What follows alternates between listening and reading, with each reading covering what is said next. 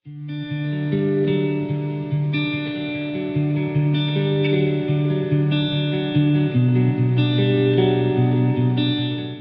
कृष्णा।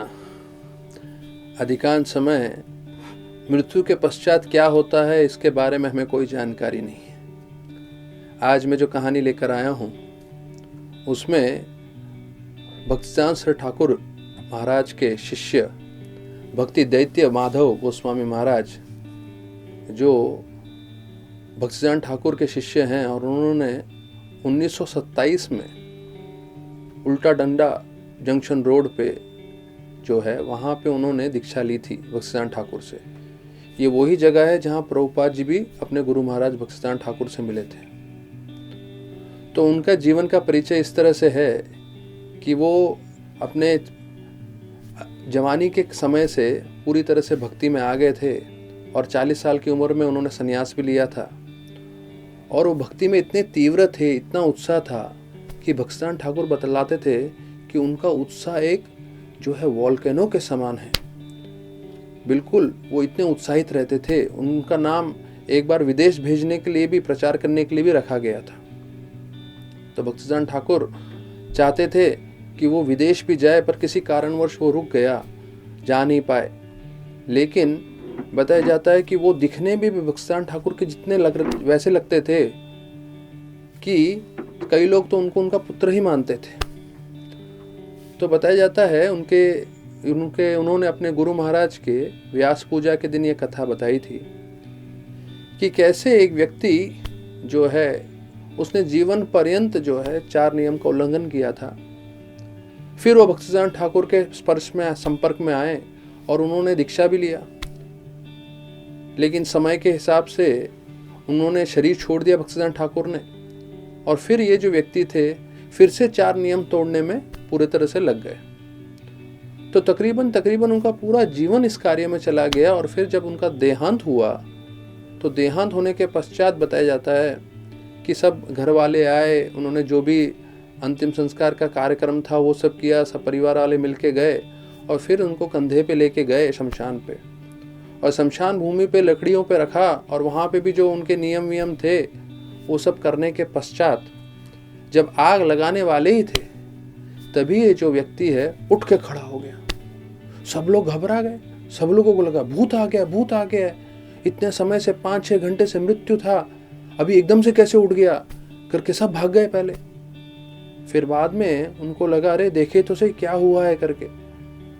तो जैसे ही वापस से इस व्यक्ति से बात किए तो बोला मुझे यहाँ कुछ नहीं रहना, मुझे तुरंत जाना है। और अपने जो है सामान लेके तुरंत कलकत्ता चले गए और भक्ति दैत्य माधव महाराज के पास पहुंच गए। तो भक्ति दैत्य माधव महाराज के पास जैसे ही मिले तो महाराज बोले मुझे मालूम है आप आने वाले हो। क्यों?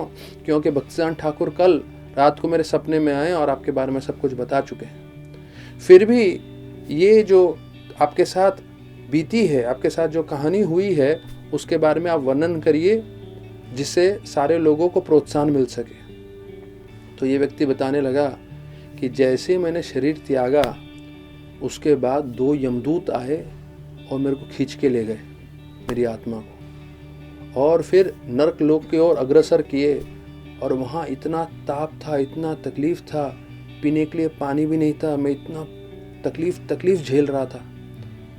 और जब मैं उस लाइन में पहुँचा जहाँ सारे के सारे नरकवासियों को रखा जाता है, वहाँ जो बताया जाता है तुरंत एक व्यक्ति जो है सबका देख रहा था भैया कहाँ किसको भेजना नरक में, और कुछ ही पल में उनका नंबर आ गया। तो उन्होंने बोला भाई ये हम नहीं संभाल सकते, आपको यमराज जी के पास जाना होगा। फिर ये व्यक्ति यमराज जी के पास चले गए और यमराज जी ने इनकी कुंडली देखी, बोले अरे जीवन पर्यंत तुमने सब तरह के पाप ही किए हैं, कोई अच्छा काम किया क्या तुमने पूरे जीवन में?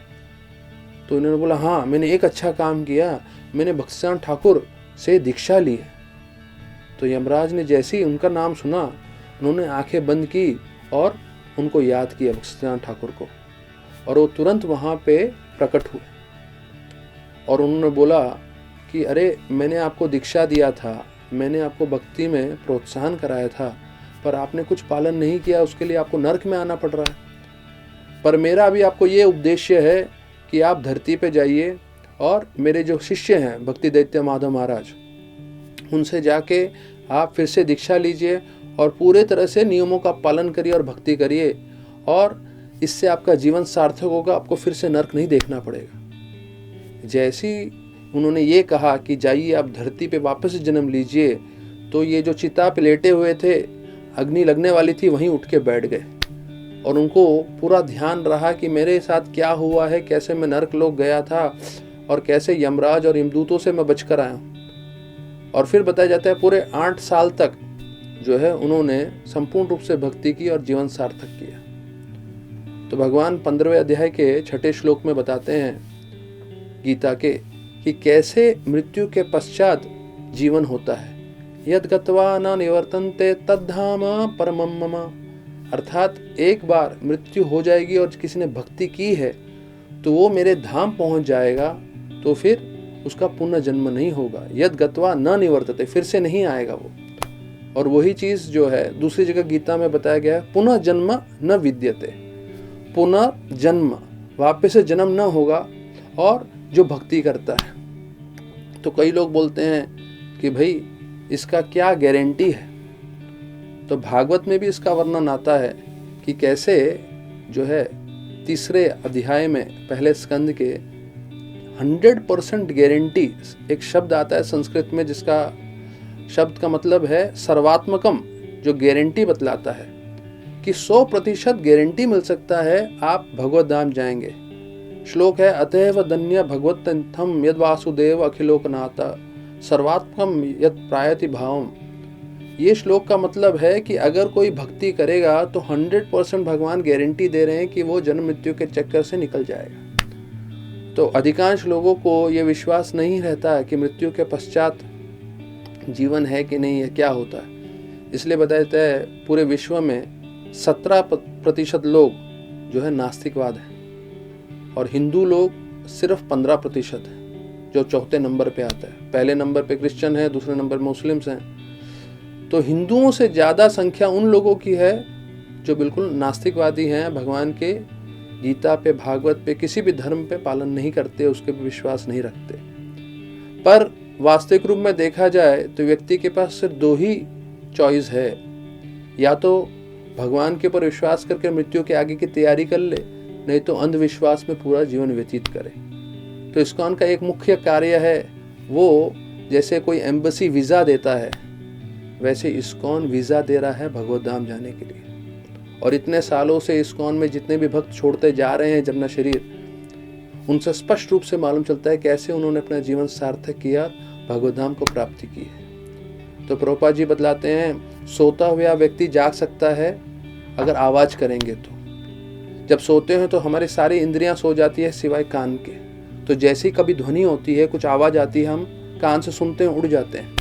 तो प्रभुपाद भी बताए कि अगर हमें भगवत धाम की प्राप्ति करनी है तो एक ध्वनि जो है हमें ध्यान पूर्वक जप करना है और सुनना है, वो है हरे कृष्ण महामंत्र का, हरे कृष्ण कृष्ण कृष्ण हरे हरे, हरे राम राम राम हरे हरे। इसका जप करें, अपना जीवन सार्थक करें और उनके साथ साथ दूसरों का भी कल्याण करें। हरे कृष्ण। ऐसे ही और भक्तिमय कार्यक्रमों के लिए देखिए हरे कृष्णा टेलीविजन। इसे प्राप्त करने के लिए आप अपने केबल अथवा DTH ऑपरेटर से संपर्क करें तथा और अधिक जानकारी के लिए आज ही डायल करें 8767 845 845।